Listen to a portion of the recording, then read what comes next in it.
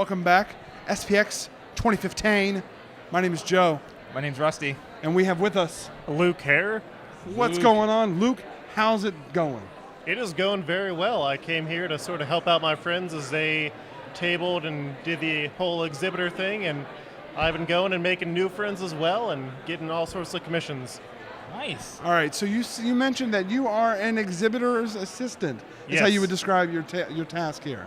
Yeah, I had a friend, and he's got friends who maybe needed to step away for a moment to get a drink, go to the restroom, and so I'm there to help step up. And, you know, if I can plug in some of my own stuff, I'm more than happy to do that. Promote your work, steal from the cash box. I mean, you know, these opportunities arise. So many things.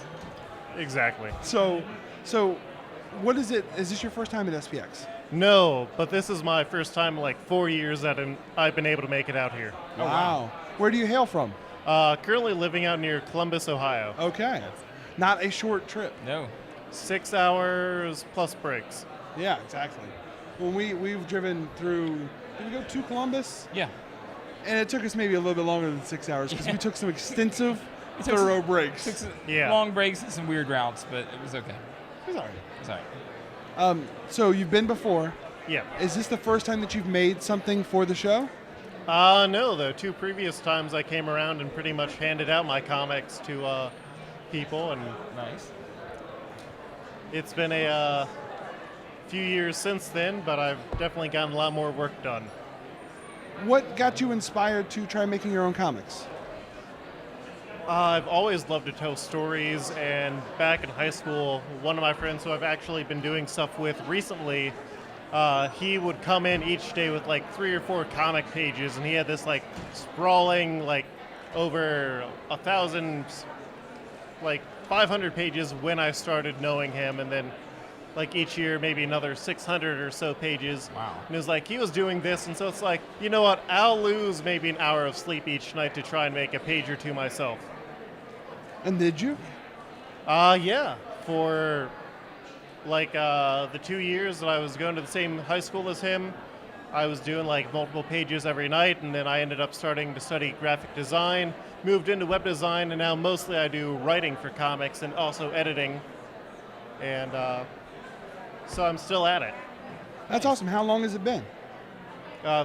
It has been over a decade, I realized Wow. today, which is horrifying. Horrifying, but also reassuring. Yes. Yes. Because now you have a decade under your belt. Like Yes. if I could do that, no problem. Exactly. I mean, you wouldn't have the quality of comics you have now, whether you think they're amazing or they're still growing, compared to what you started with if you didn't do those other ones. Definitely. I've learned a lot from my failures and mistakes and just actually doing things and learning to hate my work later on. Part of every cartoon is growing. Yes. Absolutely. And So- the most important part is you still make them. Yeah. Exactly. So yeah, tell us about your books. Well, the most recent book that I have is Senator Luchador, Nice. True Tales of American Politics. If you're wondering, I'm in. What is it about? 100%. It is about the senator from Connecticut, who is also a luchador, who is fighting to save American politics from the Illuminati and lizardmen through lucha wrestling. I think that there is no stronger movement in the public to force politicians to do what they promise than fighting in a ring. Physically forced. Yeah, I mean, yes. protesting, sleep-ins, or whatever. I don't know. Fight in a ring. you Fight in a can ring. pressure them, but putting them in a headlock makes it totally different. Yeah. Yeah. Not a metaphorical headlock, a headlock. A tope con hilo, like they do in Mexico. Good pull. Exactly. Yeah. So what was the idea for Senator Luchador? So I did this with Jeremy Legister, who was my friend who got me into drawing comics years ago, and he was like, okay, write me something with Mexican wrestling in it. And I'd been reading about a Japanese, I believe he was a city councilor, who was a masked wrestler, and before he was able to actually start taking office, they put in a rule that you could not wear headgear into government meetings, just so he would have to take off his mask. Oh. Yeah. And it was a total jerk move of the council to do that. And everyone picked up the first part of that story. I could not find anything about what happened to him after that. And so I tried to come up with the idea of what would happen if there was a senator who actually was a symbol more than a person, an uncorruptible symbol. And so that's what Senator Luchador is about. Please tell me what the luchador's name is. It has been a while since I have written this. He is Senor Liberty. Hey, It's nice. that tells me where he stands. Yes, gets Yes. right to the point. So in addition to Senator Luchador, what else do you have for us? I have Legion of Peace House. It is Legion of Superheroes meets Animal House. Nice. I also have with me Jay Zan Hull Forever, which was also drawn by Jeremy Legister. And that's sort of dealing with horrible emotions that you had as a teenager and then yelling at yourself about them through the time stream. Wow. Those are very powerful emotions. Yes. Enough to travel through Would time. that be an autobiographical story? Where Loosely. you've yelled at yourself through time? I wish I could. I wish I could. So loosely, so the time travel stuff's legit, and then the other stuff's kind of based on reality. Yeah. Yeah. What else do you have for Real us? emotions of regret. Yes. Those are the realest emotions. Yeah. I've also got The Tomb of Naomi, which was drawn by Sarah Delano, and it is a gothic romantic horror story that also deals with the natural fission reactor. Yes. Oh. Now I was excited to see that in your stack because I helped crowdfund that book. You did? Yes, it was a really cool mini. Yeah. Like, she did so much work on, like, researching the illustration down to the decade to get all the clothing right.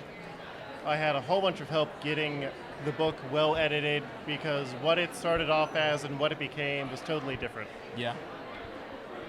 And then the last one I've got on me was Era's Parish, which is from sort of a collaborative mini-series that I'm doing using these public domain Golden Age comic characters who no one knows about and sort of trying to tell a continuous story of them. So this is sort of like, did you see the movie The Artist that came out a few years ago? Mm-hmm. It's like that, except the guy ends up wrestling a Frankenstein monster. Makes sense. Yeah, Sure, makes sense. Now, I noticed that a number of these are with different artists. yeah. How did it take you some time to acclimate to communicating your story to these different types of artists? Yes. The first long form story that I did called Social Fist, which was about communist superheroes. The first version of that Great was name. very much me heavily doing dialogue and not really thinking about anything else. I didn't think about character designs. I didn't think about action. It was just like, oh yeah, I'll write stuff, and this guy who I'm paying will draw it out for me. And I quickly learned that was not very fair for the artist to do. It was not very good for me because if there was something misconstrued, it would exactly be my fault. And so I had to learn how to be more verbose and descriptive in what I wanted to have happen. And then I had to learn how to be less verbose and more descriptive and figure out what needed to be there and when to let the artist have the reins. Nice. That sounds like a tough lesson to learn. It is. But it's probably helped you deal with all these different artists because they all interpret your information differently. Definitely. I mean, you may describe a scene, but if you don't use exactly the right words, they might draw it too dark or too, I don't know, weird or odd, salacious, something like that, where you're just not expecting that to look that way. There is a comic that I'm working on called Super Slasher right now, and in the panel I had written, the guy throws up his hands. The artist misread that as he throws up in his hands. So I mean, That I would That's have pretty kept amazing, though. Yeah. That's that how disgusted he is. that just becomes the side comic. yeah, then. but it becomes a really good character-defining moment. It's like improv. You have to learn how to roll with Right. something if it doesn't go as planned. God, that guy is so frustrated. He threw up his hands. No, he threw up in his hands. That's Yes. very frustrating. Wow, that is very frustrated. Yeah. So, do you have any other projects that you're working on? Yeah. Right now I'm doing editing work for Freestyle Comics, which is based out of Columbus, Ohio. I'm doing editing for their line of books, which is good for me because I'm a person who cares way too much about superheroes and how those universes work. And then I'm working with Kyle Latino on a book for that line called Heroes International. Oh. So you keep yourself quite busy in the comics world. Yes. When do you have any other shows planned? You're not exactly exhibiting here. You're helping.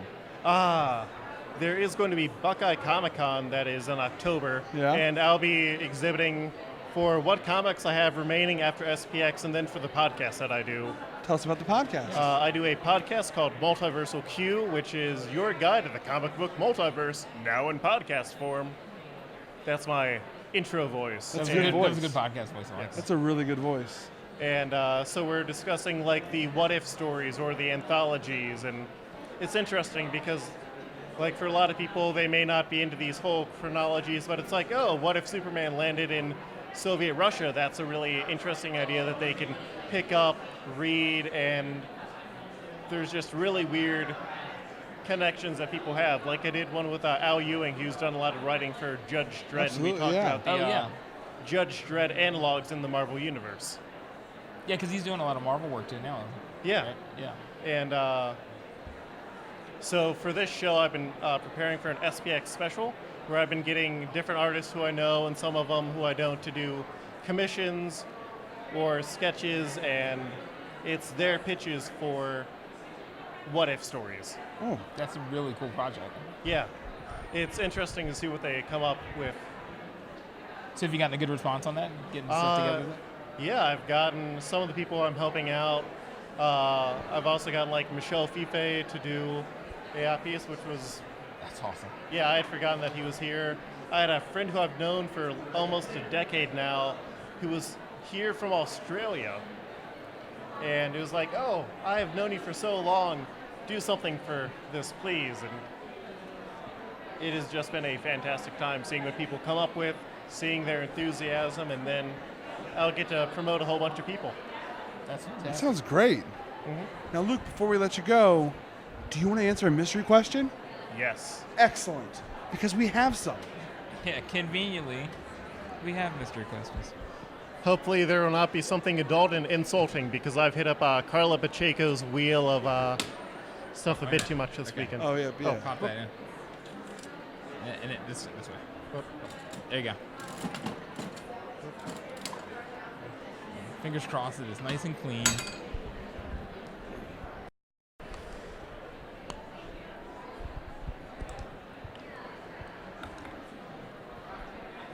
If you created a signature cocktail, what would you call it? You find yourself behind the bar, ingredients of your choice.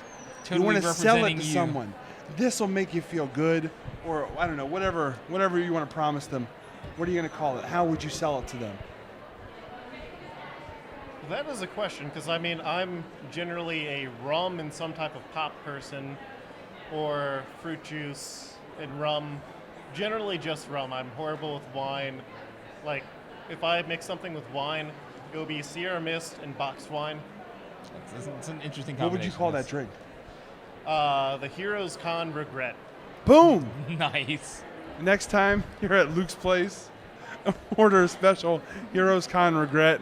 You get your choice of box wine and a nice dash of Sierra Mist mixed in. A dash. Yes. I think it's great that you actually have a drink to go along with your great name. Where can people find out more about your work online? My website, Herr, LUKEHERR.com, is my portfolio site. I'm Koltreg, KOLTREG, mostly everywhere else. My podcast is Multiversal Q, all one word. So you can go to multiversalq.com for that. And then I also do work with Freestyle Comics and the podcast they're associated with, which is The Stuff. Excellent. Well, Very thank you cool. so much for sitting down with us, Luke. Yeah, Certainly. Thank appreciate you. it. Thanks.